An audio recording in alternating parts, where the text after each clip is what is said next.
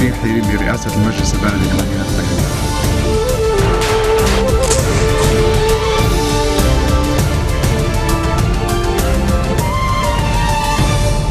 Good afternoon. You're watching the English newscast on Future Television. I'm Yumna Naufal, and these are today's top stories.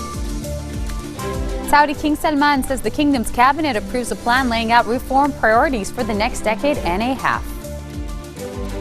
Speaker Nabih Berri says that he is still waiting for responses from parliamentary blocs to his proposal to include an electoral draft law on the agenda of the session he intends to call for.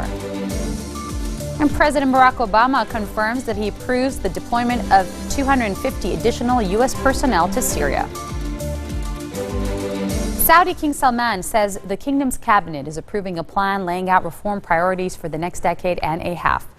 The monarch announced the approval for the Vision 2030 plan in a short televised announcement in which he called on Saudis to work together to ensure its success. The king's son, Deputy Crown Prince Mohammed bin Salman, spelled out some details of the program in a pre-recorded interview aired shortly after the announcement on Saudi-owned broadcaster Al Arabiya. He says a partial initial public offering of the state-owned oil company Saudi Aramco is part of the reform plan to turn the economy around from reliance on oil to being investment-driven.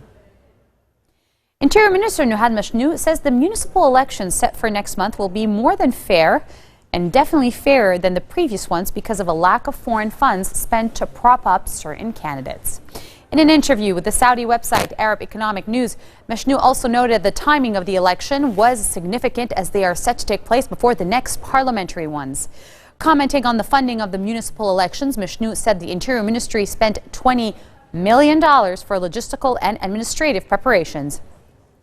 Mashnu is now in Riyadh to attend an international summit organized by the Center for Research and Islamic Studies to remember the life of the late Prince Saud Al Faisal. Municipal elections in the Bekaa Valley and Beirut are scheduled for May 8th. The polls for Mount Lebanon will open May 15, while elections in South Lebanon and Nabatiyeh region are set for May 22nd.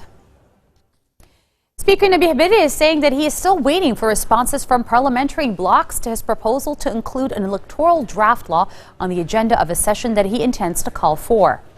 Berri said that during the all-party talks last week, all sides except for the Kata'ib Party backed his initiative to convene a legislative session. Both the Lebanese forces and the Free Patriotic Movement want the new law to be the first item on the agenda, but Berri is rejecting their proposal.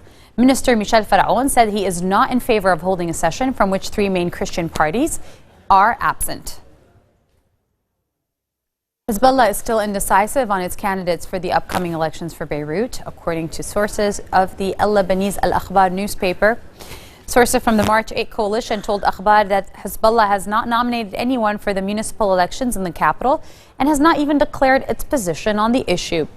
Elections for the Bekaa Valley and Beirut are set to take place on May 8th, with most groups already announcing their candidates for the 24-seat council.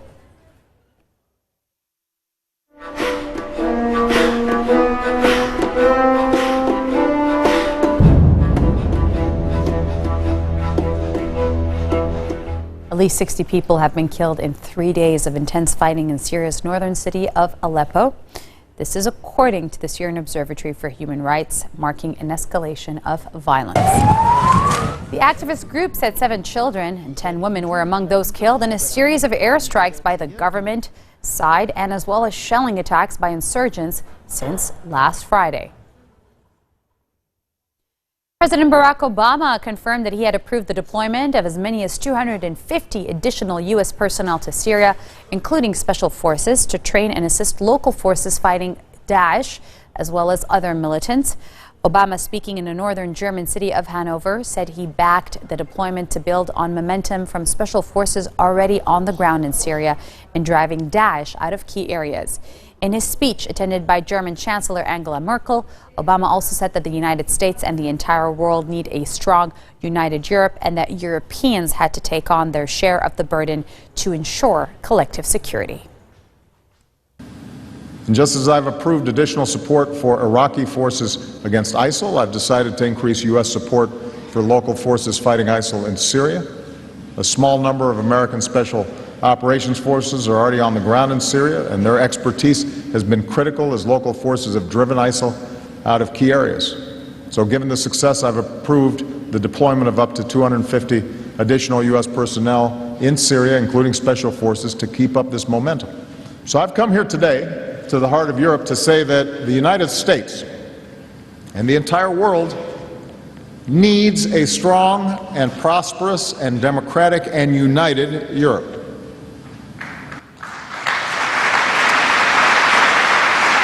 Your accomplishment, more than 500 million people speaking 24 languages in 28 countries, 19 with a common currency, in one European Union, remains one of the greatest political and economic achievements of modern times. We need a strong Europe to bear its share of the burden, working with us on behalf of our collective security. The United States has an extraordinary military, the best the world's ever known, but the nature of today's threats means we can't deal with these challenges by ourselves.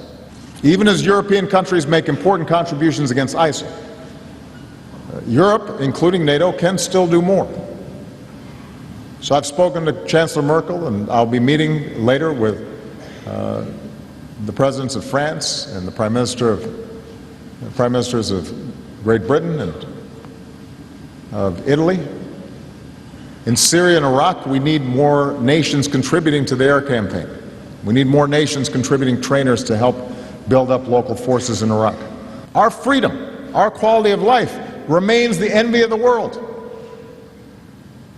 So much so that parents are willing to walk across deserts, cross the seas on makeshift rafts, risk everything in the hope of giving their children the blessings that you enjoy.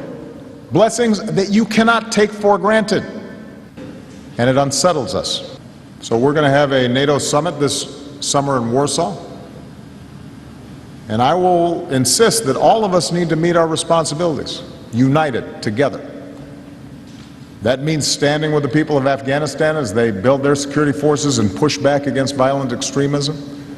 It means more ships in the Aegean to shut down criminal networks who are profiting by smuggling desperate families and children. Coming up next, Yemeni troops recapture a key port city from the al-Qaeda militants who controlled it for a year. Stay with us. We'll be right back.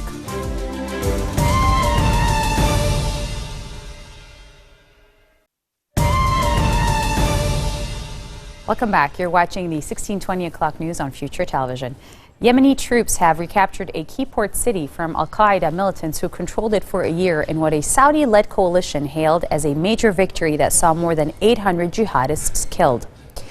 The assault on the southeastern city of Mukalla, home to some 200,000 people, was part of a wider counteroffensive against the Sunni extremists launched by pro-government forces last month after a year in which they had focused their firepower on rebels who control the capital.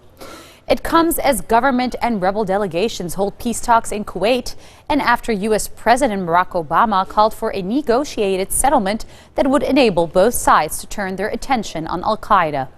The jihadist Yemen-based branch, al-Qaeda in the Arabian Peninsula, is regarded by Washington as their most dangerous, and the group's militants have come under repeated U.S. air and drone strikes in and around Mukalla. Thousands of police and soldiers are deployed across the Egyptian capital ahead of planned demonstrations against the government's transfer of 2 Red Sea islands to Saudi Arabia. This is a thorny issue which has already sparked the largest protests since President Abdel Fattah al-Sisi assumed power nearly 2 years ago. Riot police, backed by armored vehicles, took up positions in Cairo's Tahrir Square, the epicenter of Egypt's 2011 uprising, as well as on the Ring Road downtown and at a suburban square where at least 600 Muslim Brotherhood supporters were killed when security forces broke up their sit-in in August 2013. Many of the venues declared by organizers as gathering points were sealed off by police, including the doctors and journalists unions in central Cairo, according to witnesses who spoke on condition of anonymity out of security concerns. The Brooklyn Water Bagel Company, the bagel shop co-owned by CNN veteran Larry King, paid a tribute to U.S. music superstar Prince by rolling out Purple Rain bagels in Beverly Hills. King ended a 25-year run as the host of Larry King Live on CNN in 2010. He had interviewed Prince in 1999. The intensely private musician, whose hits included Purple Rain and When Doves Cry, was found dead in an elevator at his home in suburban Minneapolis on Thursday at the age of 57, shocking millions of fans around the world and prompting global tributes by fellow musicians. Police found no signs of suicide or obvious trauma in the death of U.S. music superstar Prince, but it could take weeks before autopsy results reveal how the groundbreaking performer died.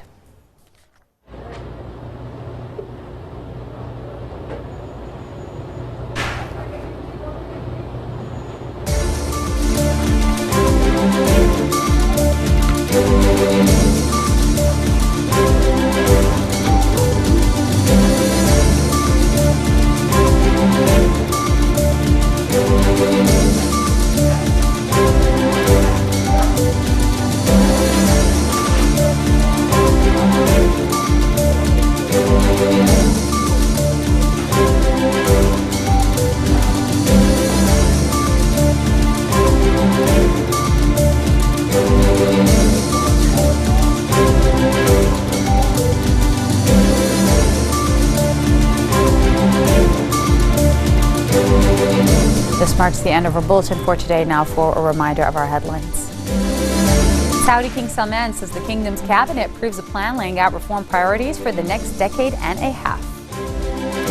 Yukon Abihibide says that he's still waiting for responses from parliamentary blocs to his proposal to include an electoral draft law on the agenda of the session he intends to call for.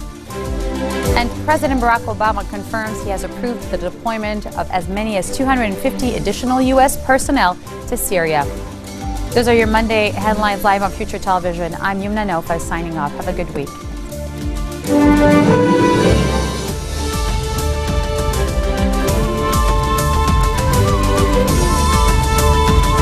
بترشيحي لرئاسة المجلس البلدي لمدينة بيروت.